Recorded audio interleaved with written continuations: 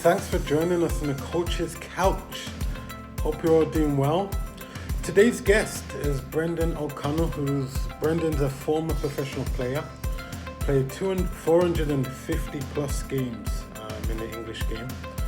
We're going to be discussing in this interview Brendan's journey from actually being a professional player to now being a sporting director of a soccer organization here in Alberta. Okay, John. Brendan's going to share some of his philosophies, his journey as a coach, former player, now transitioned into a coach. So enjoy. Yeah, let's go. Yeah, all right. So, Brendan, thank you for joining us today. Can you give us a brief history on your playing career before we actually start getting into the coaching and stuff? Well, playing career started off at Portsmouth. I didn't make my debut there, but I signed as a professional there, moved on to Exeter, Burnley, Barnsley for a good period of time, 6 years, and then Charlton, and then I finished off at Wigan, and then that's when I went into the coaching side of things. So I went on to play, over 450 league games, and scored a few goals from midfield. So I had a full career, to be honest. A lot of good times and played against a lot of good teams, a lot of good players, and picked up a lot of experience as I went along. Yeah. Yeah, and that's why this interview is very unique, because you're coming from an environment where a lot of us and even people watching this have constantly tuned in on TV and watched players. So it's great to get your perspective coming from that environment to now the coaching journey and how what's built up all that stuff, your journey so far as a coach. So let's go into why did you start coaching after your playing career? Well, my coaching came sooner than I thought. Really, I was in a FA Cup game, a first round of the FA Cup game for Wigan, which was my last club, and I got caught badly in a tackle right at the end of the game, and during the night when I went home, I was due in the next day for some physio to check my leg out. It was a little bit traumatized and I developed a thrombosis in my leg overnight, and the clot had gone from the back of my calf, the lower part of my calf, all the way up to past the back of my knee, and so it was making its way up to my lungs and my heart. I didn't know this; it was like a silent injury, but my leg was swollen. I went in the following day, and the physio then at Wigan, Simon Farnworth, he didn't like what he was seeing, and I ended up in hospital that day with scans and everything else. I stayed in hospital for 10 days. And, at 31 and playing the games that I played, I'd gone through, 6 or 7 operations as a player, two career-threatening ones that I got through. And I think at 31, the specialists and doctors decided that, Breno, it's time to call it a day. Your body can't take anymore. I always played in a position that was a tough position in midfield. I was a kind of uncompromising midfield player, and I was always going to get injured, and I did get injured. And I think it was just time for me. They said to me, it's time to call it a day, and I didn't think twice. I had a young family. I wanted to be healthy, and so that was it. So I retired. I was only 1 year into a 3-year deal. I was 31, and the opportunity came then. The coach was John Dean, and he said the club Wigan were going places at that time. That's why I joined them. They were going for a big revolution with the new chairman, Dave Whelan, and he asked me to be youth team coach, and I accepted the role, and that's how I moved into coaching straight away. So fantastic. So from hearing, obviously mentally, from hearing the news that you're obviously your body's not recovering, to now looking at a new lens and inspiring the next youth. Fantastic, and that takes a lot, right? So what helped shape your views on coaching in the game? Because I'm assuming, did it start there, or did it start from when you were playing? It started at an early age, to be honest. I was a schoolboy at Fulham. I think first impressions are really important. I was really lucky at a young age to be in great environments and around great coaches. I was a schoolboy at Fulham. I had coaches like Mike Kelly, Ray Harford, who was the assistant when Blackburn won the league. I had, who else did I have? I had Bobby Campbell, who was the head coach then at Fulham. And so there were good people, and the training was always enjoyable. It was always really good environments, even then we trained on red grass, and red grass, which is the cinder, and school halls, right? That's where Fulham were running their academies, and I did that until I got offered a position at Portsmouth, and I went to Portsmouth as an apprentice. I was one of the last apprentices until the youth training scheme came in. So being an apprentice meant you had to do jobs, right? So I had a few jobs, cleaning dressing rooms and whatnot, and I had some players to look after, 3 pros to look after. But getting back to my first impressions, my first impression and my youth team coach was Alan Ball. And if people don't really know Alan Ball, he's a legendary player, played for Arsenal, played for Everton. He's a World Cup winner. And I think he molded me a little bit and how I wanted to be, how I wanted to play, not like him, but with the enthusiasm, because I always think, as a coach, when I did go into coaching, I want to turn up and be as enthusiastic as he was. And whether you won or lost, he was so passionate about the game, and training was fun, always fun. He would bounce into Fratton Park every day, and we just got on with it. And he was, as you can imagine, at 16, it's just a wonderful education to be around people of that ilk, Yeah. So he molded me really, and how I wanted to coach eventually. And I think I used to revert back to how he was in some of his ways. Some of it was good and some of it was bad. Even though he was a great man and very bubbly. In those days, in the 80s and 90s, we talk about coaches and toxic. At the sharp end, it was very toxic. People are under pressure to keep their jobs, and players want to keep their jobs and keep everyone in work. So it's quite stressful being a professional. But he was amazing to be around. He was my youth team coach, reserve team coach, and he signed me as a pro. So when I think back then, we weren't really coached as such like they are now. They have so many tools to help them. Homeschooling, technology, or assessing how many touches you have and passes you complete. In those days, we learned on the shop floor. We learned in games. I played in midfield, or up front in the pocket with Alan Ball in the reserves at 16, and he coached us in the games. So we actually learned on the shop floor, real. And I think that helped me. It helped me a lot. And even to this day, I think with kids, it's all about games. You can look at your laptops all you want and go through this and that, but it's all about games and the players you play against and picking up those experiences. So Alan Ball played a big part in my life early on, until then obviously I went on to be a pro and play games and have various coaches. They're all different, most toxic, tough industry, until I became a coach with Wigan. And then, then that's a different story. I went in to Wigan as a youth team coach. They were going through a big transition at the time, building a new stadium, new training ground. We couldn't attract the best players around the country, so we decided to go after kids that weren't getting accepted with your Man United, your Evertons, your Liverpools, Bolton, Burnleys, all those big clubs in and around the Northwest. And we took the kids that weren't getting offered apprenticeships, and we gave them a chance at Wigan, which was a small club. And we were lucky that those kids that had disappointments went on, and I was lucky to develop 2 or 3 players that became really good pros.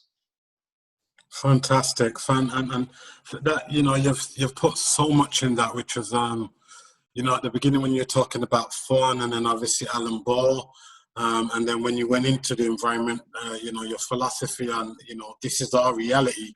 Can we pick up those players now and develop those players, which again, You know, when we talk about the word development, it's interesting how you brought it up in that context a while ago with having a philosophy whilst not straying from this is what we wanna do. So fantastic. Thank you for sharing that. Yeah. Well, Yeah. there was nothing weird. There was nothing weird and wonderful in the training. Everything was built around, 1v1s and 2v2s, 3v3s, because sometimes we were in, a school hall as kids, and everything was developed on your first touch, being able to handle a ball. And, I'll probably get onto that a bit later. You've got to be able to handle a ball. First touch has got to be good. And, winning those duels in those school halls. I always remember that he would always join in those sessions. And when you're a young apprentice, you're working with players that are 2 years older, some of them, first year pros, and your apprentices. And it's stressful, because if you're doing 1v1s in a tight area, these kids are bigger and stronger, right? So you've got to be able to handle the ball, and your first touch has got to be good. So that's where I learned that there's no weird and wonderful way you can do a lot of things in tight areas, Fantastic. So I love this. I love this. Where did you get? So your coaching badges, how did that come about? Because I'm assuming that happened somewhere in there, right? Well, back then, we always started off with the preliminary FA coaching licenses, and I did that as a player. I did that in my 20s, Okay. early 20s, and I did it because I knew there had to be life after the game. And I remember the old pros saying to me that if you stay in the game, it's the next best thing to play in, and that's what I wanted. You have to love the game to really want to stay in it. A lot of players don't want to do it, but I wanted to do it. So I started the journey with my first badge. Then I went into my B license, and then I started in my late 20s. Started the process then on doing my A license, and it's quite tedious. You're going through same scenarios, building up your logbooks and your hours, and learning the ropes from a theory side, and then taking it then into practical. And I was quite lucky, because that's the hardest bit. Where are you going to learn? Where are you going to learn on the shop floor? How are you going to get some mud on your boots and get out there? So that's when the Wigan job came up, and I accepted it, and it was the best thing I ever did. Yeah. And what were some of your big takeaways from doing your badges? What were some of the, that still stay with you to this day? The big takeaways. Everyone used to say, all the pros. I was on a really good group. I mean, the likes like Mickey Phelan were on it. Really, really good seasoned pros. And for all of us as ex-players, the theory side was always the difficult bit. Yeah. Putting down, on paper what's in your head. Everything was in our heads, but it's just becoming this teacher, right? So we're learning again how are we going to deliver what's in our head to these young boys or girls, and a lot of them found it difficult. But they were amazing then when they got on the field, and then the practical side of it, putting your sessions on was daunting. Yeah, it was daunting because everyone didn't enjoy it, and it's a process, right? It takes years to understand and deliver, and that's the key thing is which I'd always say to coaches: it's okay putting a session down. You've got to be able to deliver it properly and get your points across. And I think the key thing for me was the theory side. You've got to do it to back up what's happening on the field. But the best thing I walked into was going into Wigan, getting a team straight away of 18, 19 young boys and helping them, and that was the bit I enjoyed more than anything, was getting on the field with them. Yeah, fantastic. So, yeah, some great nuggets in there. So. We then fast forward. When did the transition happen then to come to? Was it straight to Canada, or did you come to somewhere in North America before Canada? Well, no. I mean, there was a lot to do. There was a lot to do in England before I came here. Before I met my wife, that's why I came. She's okay. Canadian, but certainly when I think about the road I took, I had many years as a coach with Wigan, went through a lot of things then that made me ready to come to Canada, because I'd probably been through the mill. You know, I'd as a coach, I'd been through seven coaches at Wigan. I've been to a playoff final, 2 semi-finals as a coach, a cup final, a Sherpa Van Trophy, which we won. So I had a really demanding chairman, but I always stuck around for most of it. But I went through seven coaches, and I learned a lot from all of them. My favourite being Steve Bruce. He came in at the latter part. So I took some good things from them, because it's difficult. It's difficult being a coach, certainly at the sharp end where I was then. I'm at a different end now, which I'll go into, when I did come to Canada. But at the sharp end, it's always tough. You know, I was youth team coach. I then went to reserve team coach, which is the hardest job at the club. As you probably know, you've got players that aren't in the first team that don't want to be in the reserves, and so youth team coach, reserve team coach, and we were very successful. We won 2 league titles doing that, and I learned a lot. I learned a lot how to manage players. I learned a lot how to manage people. It's a big thing, knowing the signs when they're not up for it, and knowing the signs when they are, and trying to get the best out of them. And so I saw a lot as a coach, and I could take to that way. So when I came to Canada, I was ready to get out of it, really. And it's tough. It takes its toll on you at the pro end, because ultimately you're judged on either developing young boys and winning. That's it. You've got to win games, and that's what you're paid to do. And it's stressful. Yeah. So when I came to Canada, it was a different scenario. I was thinking, I want to, I'd met my wife. I'd got a taste of mountains and Vancouver and this, that, and the other, and I came at the right time. So when I came here, then after a period of time, I wanted to look around and see if I could get involved in the soccer community here. Yeah. So you landed in Calgary, Alberta? I landed in Calgary. I've been coming back and forth to Canada since 2006. Fantastic. I moved here in 2012. Okay. My wife's family all live in Calgary. She went to school here in Calgary, and but really moved to Vancouver. Originally came from Vancouver, came to Calgary to school, and then went back to Vancouver. So yeah, Calgary was always going to be the spot that we were going to come to. I came in the winter, actually, and it's quite funny. I came in the winter, and it was the worst winter ever. And someone said to me, if you stay the first winter, you'll stay forever. And I'm still here. We're now in 2020, so what is that, 8 years now? Yeah? Yeah. 8 years? Yeah? Yeah. Fantastic. I love it. I love pardon, 11? I love it. Yeah, you love it. It. Okay. Yeah.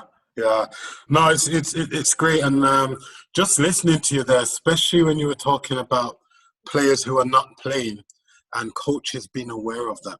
Because again, we'll probably get into it a little bit with the youth, especially in North America, who, playing time, you get some players who are playing, some are not. How do we deal with that? So I'll be interested to hear your views from North America now, compared to coming from that environment, the professional environment, where one, you recognize it, and two, how you dealt with that compared to, again, the youth here in North America, because it is 2 extremes. Obviously, that environment you were in, that you mentioned, it was all to win. But at the same time, there was that element of looking after that player as well, who's not on the field, right? Well, I think I think I've played, so I know how they're feeling. Yeah. And I didn't play. I didn't play all the time. Yeah. I have been taken off, and I have been sub. And I think the important thing is how you react to that.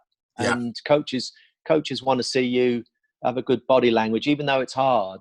What is it you're going to do about it? I'm here to help you, and you've got to find a way to find your form back.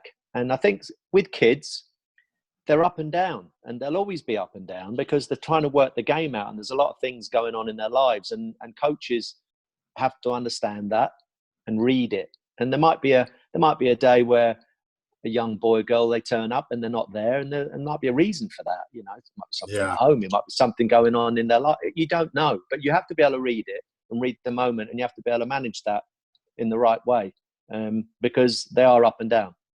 Yeah, fantastic. And again, you've highlighted so many things that, especially our environment now, that coaches have got to be aware of. No matter what title, they've got to be aware of those things. So again, it's great to hear this from you, especially coming from your background and now seeing the North American scene as well. So your role as TD, what is your, just for everyone who's watching this and says, yeah, I've heard of a TD, but what is, could you explain possibly what that is? My current role at Blizzards is I'm the sporting director, and I sit between two TDs. At the board, there's me and our two technical directors, Diogo and Craig Angus. And what probably I would expect from any TD is got to have really good skill sets in player development, mainly coach development, people management,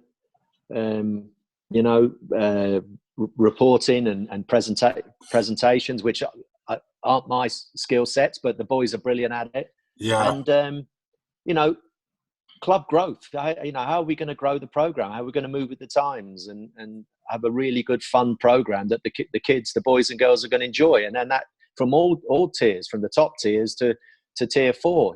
How are we going to make it fun for them? And I've got some great people that I'm working with, and that's what I would expect from them is player development and coach development. I'm all part of that. We're as a 3. We have Kat Fox, who's our grassroots coach, and we work well as a team. And they're all the key components that we work on in making a really good program that's enjoyable for our children and value for our members. And that's how I see it. Yeah, fantastic.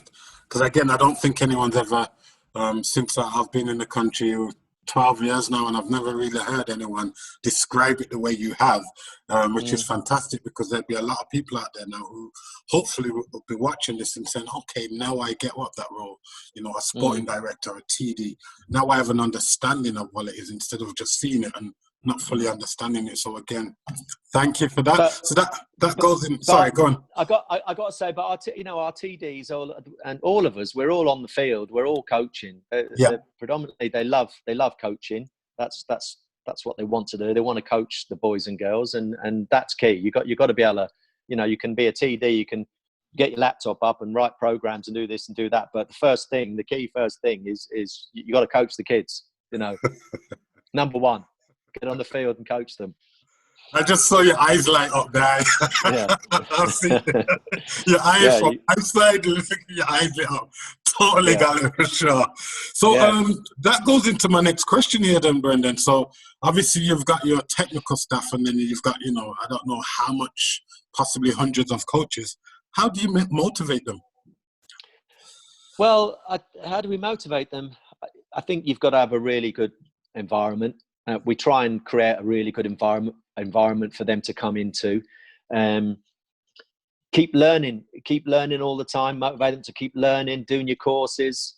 Keep getting to that staging post, another staging post, wherever you want to go, and supporting them. And we're lucky at Blizzards. We have a really good working environment, and I believe most coaches are all enjoying themselves, and we're just trying to educate them as much as we can, best we can. And but that's how I see it. Keep learning all the time, and having a great environment to work in, and that's why we've been pushing for many years to get our own facility and our own home, so we can have an even better environment for the coaches and the players to work in.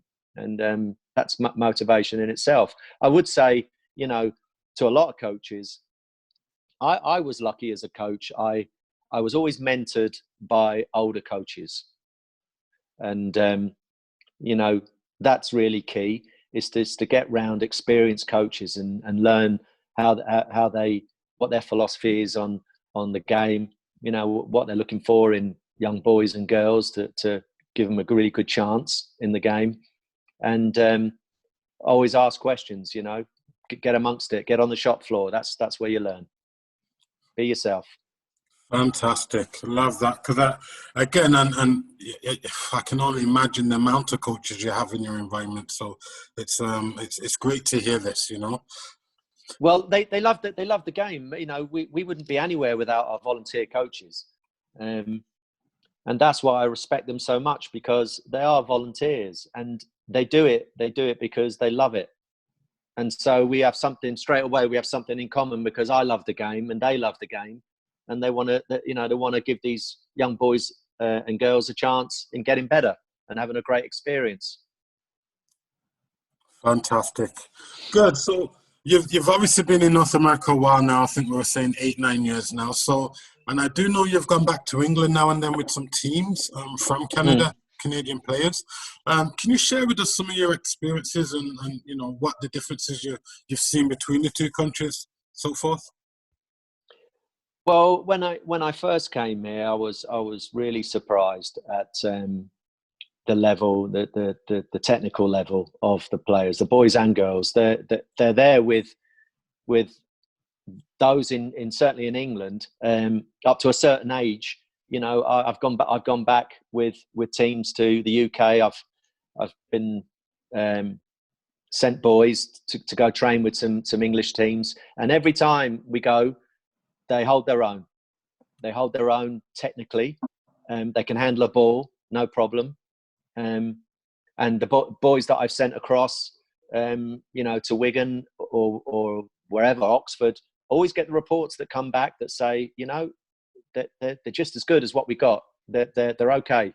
The thing then that's missing is a key age at 15 and 16 is how do we get them in an environment where we can get them with like every week and every day, which is what I had, and that's going to make you better. Some like-minded kids, different kids from different backgrounds. 15 is really key age, because your boys and girls are coming into puberty a little bit, and you're getting into these games with duels, and you start to see them battling it out. And I don't know if they're getting that at a level here all the time, but certainly in England you are. And I think that's when you have to be able to pick them and then put them into an environment with like-minded kids. And the other thing that lets so the answer to your question is the Canadians are just as good. They're just as good. They can handle a ball, which is really important. But how do you, a young aspiring boy or girl, how do you give them that? You've got to have a bit of luck. So how do we give them that luck? And luck comes out of chance. Who's going to give them a chance, or how can they have that chance to get that luck? And there's not a lot of options, right? And that's why they go across the water. They want to go to England or Germany. There's 4 or 5 tiers to play in, and they want to go away and see and chance it to get lucky, and that's the game, right? And but for me, it's the volume of games and the quality of games, and how we can expose them to a little bit of trauma where they can learn. Certainly at the higher levels, the levels where they want to be performance players. And I think from above, unless they go to the Whitecaps or Montreal or to Toronto, I know, we just developed the new CPL, which is, we needed that. The kids needed that. The players need it because they want to play, and they want to play in that environment, train all the time. But we need more, we need that. And then you need another division eventually, and a promotion, relegation. Then you need academies, and it needs to go on and on and on, and I think that's where the game will improve here. Yeah. But certainly from ability wise, they can hold their own. They can hold their own. Fantastic. Good. So what are some of the differences you've noticed within your coaching, how you used to coach, say, in England compared to now being in North America and Canada here? I think it's a little bit more relaxed. It's more relaxed with the younger ones because it's not their job. When I was in England, it was my job, and I had to develop boys. It was as simple as that, and we had to bring them through. And you know, some of the players that I would have had in England come from really tough backgrounds, and that's not easy. You know, you're trying to input into them how to be off the field and how to work hard on the field and the standards, you know. And I learned that back from my days with Alan Ball. You've got to have some standards. You know, even with him, you know, you had a standard. You had to look smart. You had a good shirt, pants, shoes, turned up for games on time. You know, how you conducted yourself. You get your kit on, look smart, get ready, go in the tunnel, and you know, you had to take that on the field. So everything was all standards based. And when I came here, I think they're so polite. They're not hard work like I was used to. They come from great backgrounds, and you know, this is where we get back to where they come on the field and you shake hands and we get going, and it's a standard based thing. So that's probably the difference. Two different things. I'm more relaxed. Can be a bit tough with the university because, you know, I do both. I work at Blizzards and I've got some great kids that I work with. And then we have the university. And the university, again, is like your reserve team. They're really, really difficult because, you know, they might not turn up on time. They've got coursework going on. It's all this. It's just managing all that and trying to get the best out of them. And I find both. They're both different. The university's different, and Blizzards are different, but they're really both rewarding. You know, the university this year has been a great year for us. You know, we've gone to nationals first time in, you know, many years, 40 years or something, and it was a great experience, and the players loved it. And when I see them love it, you know, I'm happy. You know, because it's about giving them an experience. And I think I'm at a stage.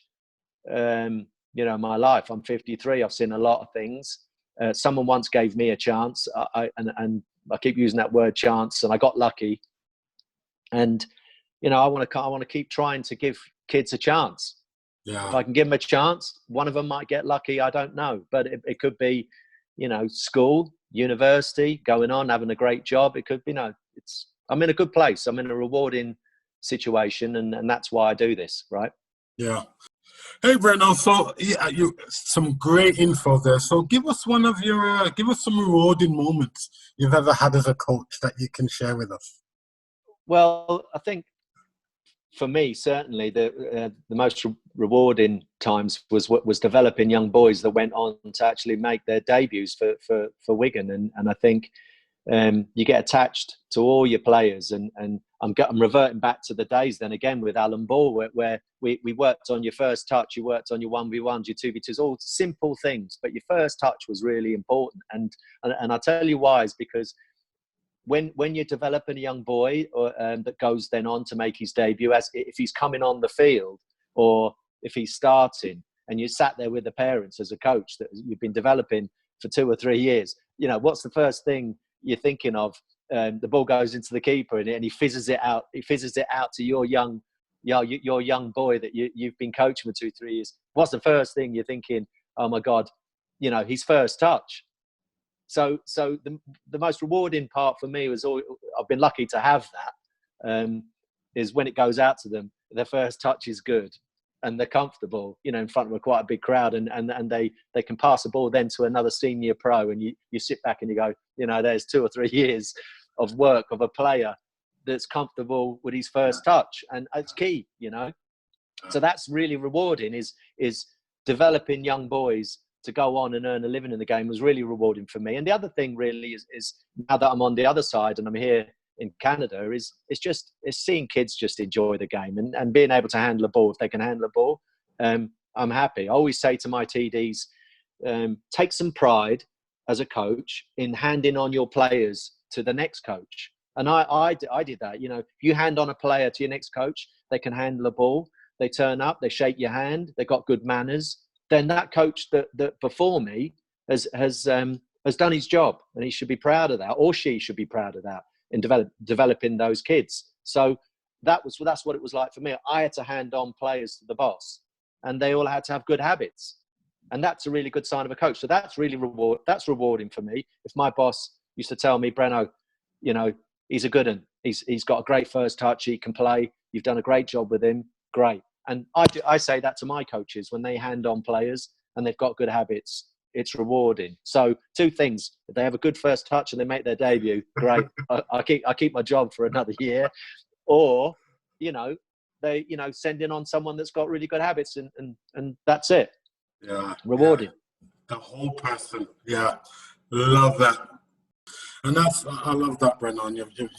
You've touched on so much there again, which is great info for people watching this, and which relates. It goes straight into my next question. And so, how does Brendan self-reflect? Because you've obviously you've mentioned you've had a great year with the university, obviously the club are making great strides. So, how do you self-reflect as a coach? I think the best time for me has always been in the car. Whether you go into training or coming back from training, or going to a game and coming back from a game. Again, certainly from a pro perspective as a coach, we always got in the boot room afterwards, or the manager's office, and had a beer and discussed certain things that went on in the game to self-reflect if we'd have done this or done that. But here, again, it's all about people. I have good people around me that I want around me. They want to learn, and I trust them. I respect what they say. Even at Blizzards, the staff I have, the staff I have at the university, and they're relaxed around me. They'll tell me. They'll say, Breno, what about this? Maybe that, because you can miss things, and that's how I self-reflect with my own people. I listen. I'm not stubborn. I don't go off and do my own thing. I'll listen to what they have to say, and then I'll go away and self-reflect on, from my experiences, what I can do. I was lucky that an old mentor of mine, John Benson, he was brilliant. He would involve all of us all the time, and we would say, Benno, what about this? What about that? And he'd say, and he'd go away, and then he'd self-reflect.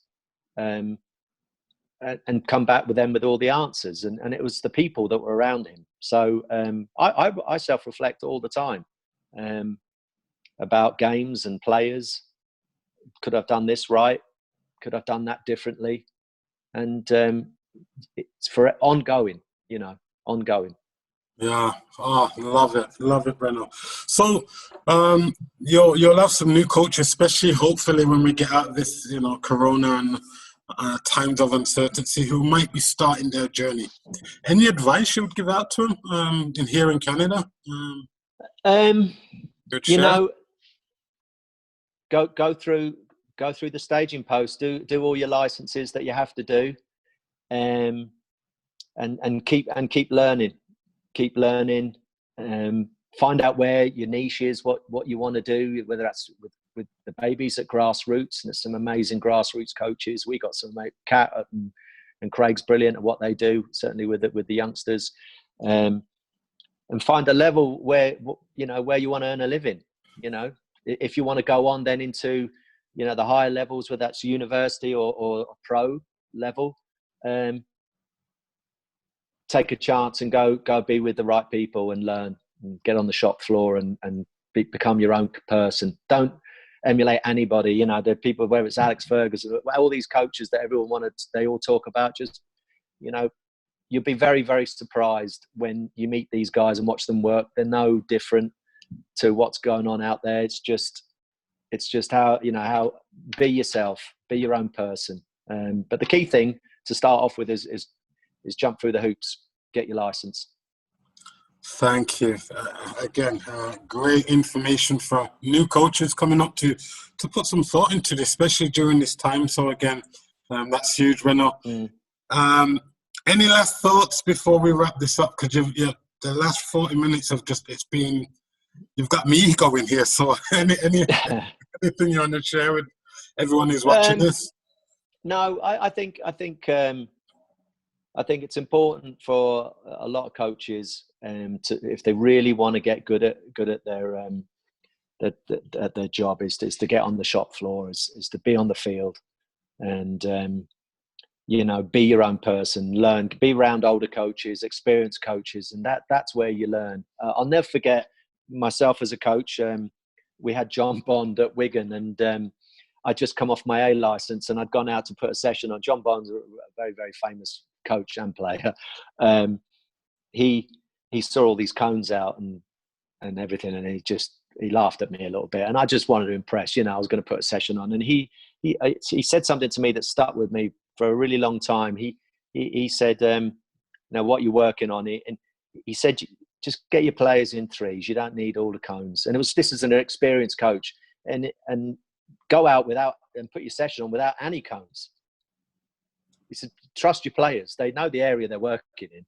They don't need those cones. I'm talking like 15 upwards, not the babies, because they'll just run everywhere. But Yeah. but as a senior coach, and I said, "You know what, John?" He said, "Show me. You tomorrow. You put the session on." And he was in his 60s. He went out and put a session on with not one cone.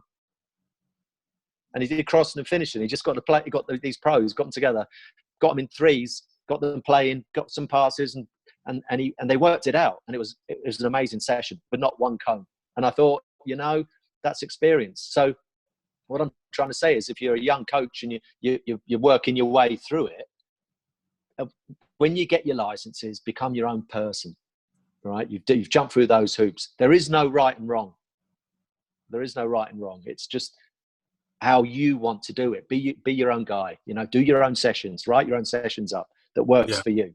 That's the way I see it. Oh, thank you. This has been amazing. From your journey, mid finishing with your playing career to where you are now in Canada as a sporting director for a very, very large soccer organization with a massive membership, great coaches, great kids, parent group. So Brendan, I just want to thank you for this. I know there's going to be many people watching this and getting so many different nuggets out of it on how to deal with players a little bit and even themselves. When you talked about the self-reflecting, and one thing stuck out to me from the moment you've been speaking, which was fun, and you just came back to it again, and fun. And it's interesting. I think we've been speaking for 45 minutes here, and that's been a whole theme throughout a lot of what you've talked about, which is it's massive, right? You got to be a consumer of the game, and the kids have to, if they want to go on and do something. They've got to love the game. They've got to watch games, watch players, and coaches have to be a consumer of the game. They have to love it. You got to have enthusiasm. If you don't have enthusiasm, for me, it doesn't work. The first thing I look for in any coach, if I want to work with them, is the passion side of it, and that again goes back to the days of Alan Ball and his enthusiasm. Win, lose, whatever it was, he had a smile on his face. He loved the game so much, and I love the game a lot. I love it, and I want my coaches to love it. And I want my players to love it, and that's the key. Enthusiasm in your work. Love it. Yeah. Well, fantastic. Thank you for this, Brendan. It's been massive. You're welcome. Great takeaways. I know everyone's going to love it. So, and we'll get people to leave questions as well. And if somehow we can do something maybe live where they can ask you something down the line, we can figure it out. But I think there's a lot here that people are going to take so many takeaways from, which is fantastic. Because again, it's not every day we get to speak to someone who's played at your level and now is coaching at the foundation level within this country as well, right? So foundation and university level. So so thank you again, sir. Okay, mate, no problem. Okay.